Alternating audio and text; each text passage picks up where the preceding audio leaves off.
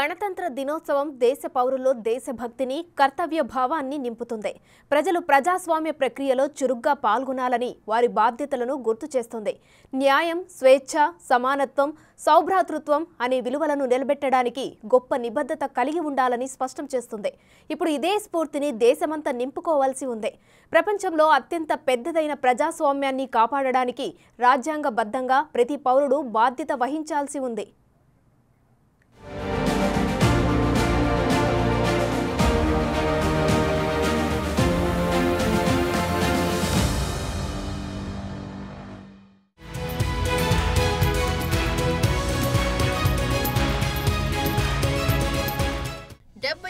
గణతంత్ర భారతం ఒక పెద్ద మార్కెట్ మాత్రమే కాదు, ఈ దేశం విద్యావంతులైన యువ శ్రామిక శక్తిని కూడా కలిగి ఉంది. ప్రతి సంవత్సరం 1.5 మిలియన్లకు పైగా ఇంజనీర్లను ఉత్పత్తి చేసే దేశం మనది. ఈ రోజు దేశ యువత ప్రధాన ప్రయత్నాలు తయారీ రంగం వైపు వెళ్లటం, వ్యాపార అనుకూల వాతావరణాన్ని సృష్టించటం. వీటి ద్వారా ఎలక్ట్రానిక్స్ నుండి వస్త్రాల వరకు, ఆటోమొబైల్స్ నుంచి ఫార్మాస్యూటికల్స్ వరకు విదేశీ పెట్టుబడులను ఆకర్షించడానికి కృషి చేయాలి. ఇలాంటి విధానాలతోనే వివిధ పథకాలను ప్రారంభించి చైనా +1 వ్యూహం నుండి ప్రయోజనం పొందేందుకు ఇప్పుడు భారతదేశం ప్రయత్నిస్తోంది. తయారీ పరిశ్రమలకు చాలా మంది యువకులు, తక్కువ ఖర్చుతో కూడిన కార్మికులు అవసరం కాబట్టి భారతదేశం దాని తయారీ సామర్థ్యాలను పెంచుకోవటానికి వివిధ రకాల పరిశ్రమలకు ఉదారంగా రాయితీలు అందిస్తోంది. ప్రస్తుతం భారతదేశ మధ్యస్థ జనాభా ఇప్పటికీ 30 ఏళ్లలోపు ఉంది. దేశం దాని జనాభా వయసు కంటే కనీసం 3 దశాబ్దాల ముందులో ఉంది. భారతదేశం ఈ అవకాశాన్ని సద్వినియోగం చేసుకుంటే రాబోయే దశాబ్దాలలో 500 మిలియన్ల మంది ప్రజలు మధ్యతరగతిలో చేరవచ్చు.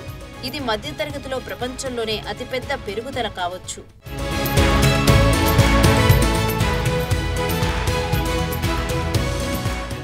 దీనికోసం భారతదేశం చేయాల్సింది ఏమిటంటే, దాని మౌలిక సదుపాయాల్ని మెరుగుపరచడానికి వ్యాపారం చేయడం, దాన్ని సులభతరం చేయడానికి విస్తృత ఆధారిత నిర్మాణ సంస్కరణలు అమలు చేయటం, ముఖ్యంగా ప్రపంచంతో దాని వాణిజ్య సంబంధాన్ని మార్చడానికి మారుతున్న భౌగోళిక రాజకీయ మార్పుల్ని ఉపయోగించటం. కాబట్టి 1960లో కేవలం $37 బిలియన్ ఆర్థిక వ్యవస్థ నుండి నేడు $3.2 ట్రిలియన్ ఆర్థిక వ్యవస్థకు చేరుకున్న భారతదేశం నిజంగా 1950 నుండి నేటి వరకు చాలా ముందుకు వచ్చింది. గత 75 సంవత్సరాల్లో భారతదేశం అద్భుతమైన పురోగతిని సాధించింది.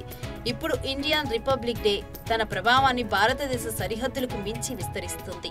ఈ వేడుక ప్రపంచవ్యాప్తంగా ప్రతిధ్వనిస్తుంది. ప్రజాస్వామ్య పాలన పట్ల భారతదేశ నిబద్ధతను నొక్కి చెబుతుంది. విభిన్న రాజకీయ భావాజాలంతో పోరాడుతున్న ప్రపంచంలో వలస పాలన నుండి శక్తివంతమైన ప్రజాస్వామ్య గణతంత్ర రాజ్యం దిశగా భారతదేశం ఎదిగిన తీరు ఎన్నో దేశాలకు స్ఫూర్తిదాయకంగా నిలుస్తోంది.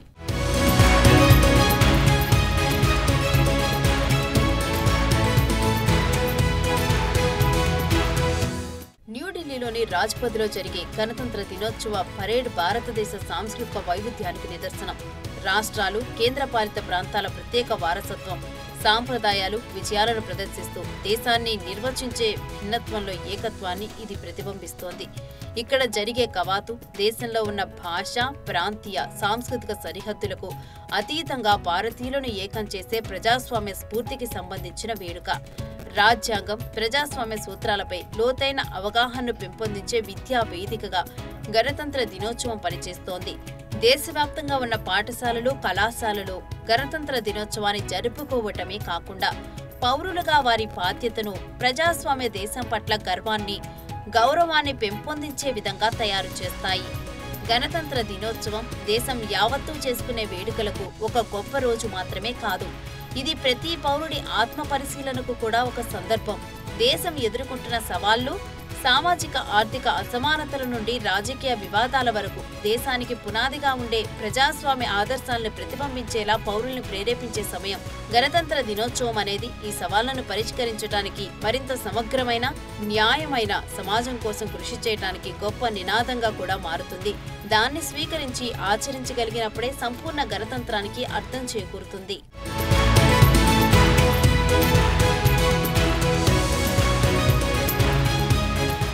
గణతంత్ర దినోత్సవం కేవలం దేశ పౌరులు గొప్పగా చేసుకునే వేడుకల కార్యక్రమం కాదు, ఇది ప్రజాస్వామ్య ఆదర్శాల పట్ల భారతదేశ నిబద్ధతకు నిదర్శనం.